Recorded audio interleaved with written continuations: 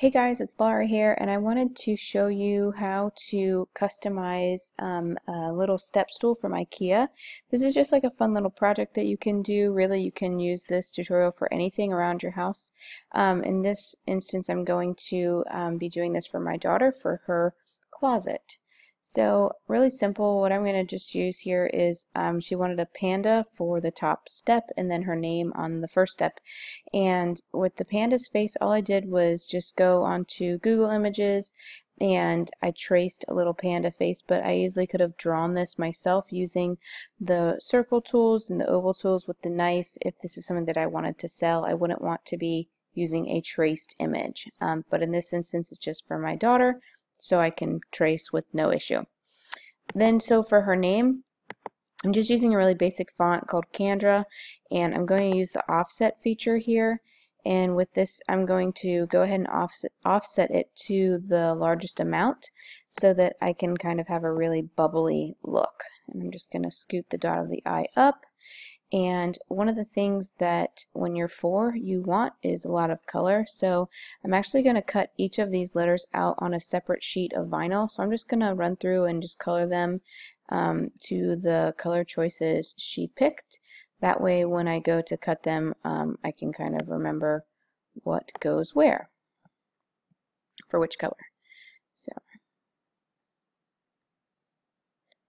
okay, so because I'm going to be cutting each letter individually on its own sheet, I could just use the square tool and that would help me like layer and line everything up, but I'm actually going to use a different technique that I will show you guys that has nothing to do with vinyl, but rather just to help when you're kind of laying letters individually. So I'm going to go ahead and cut this all out, and then I will show you how to apply it to the stool. Okay, so my stool is ready to go, and I've gone ahead and cut out all my letters, and I've actually already applied the contact paper or your transfer tape to it. I'm just going to use a popsicle stick just to kind of give me a frame of reference for how far or how much space I want to leave at the base. And I'm just going to kind of do like some little dashed lines just to give me kind of a perimeter to go off of. And I know that this is going to be straight because I'm using the lip of the stool kind of as my straight edge. Then I have all of my letters individually cut with the vinyl already applied, and or the transfer tape already applied, and I'm just going to kind of use it on the dashed line. And I'm not pressing the letter down because I just want to rest it in place.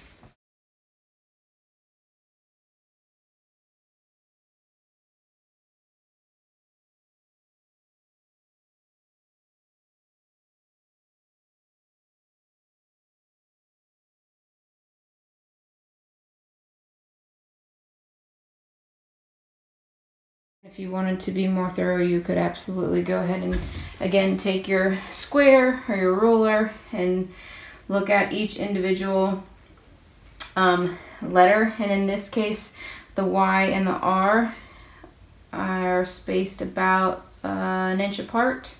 The Y and the L obviously are going to be much further apart, so I'll just go on again an inch and an inch. So my eyeing it was pretty much spot on. So I'm happy with that, so I'm just going to go ahead and apply it.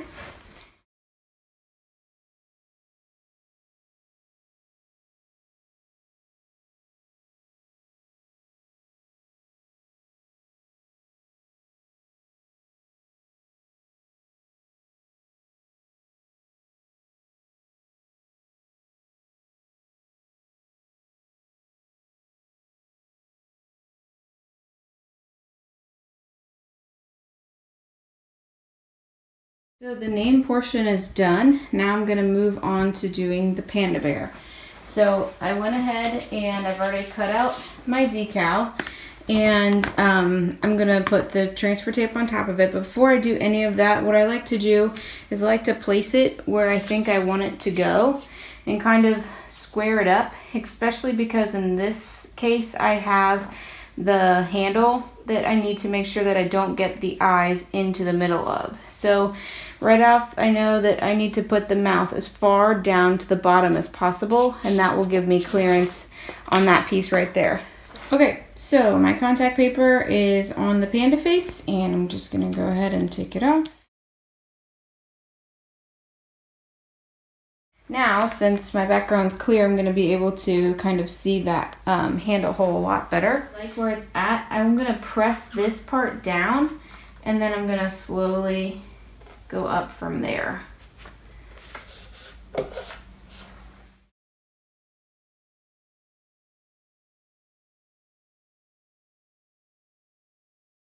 So there you go.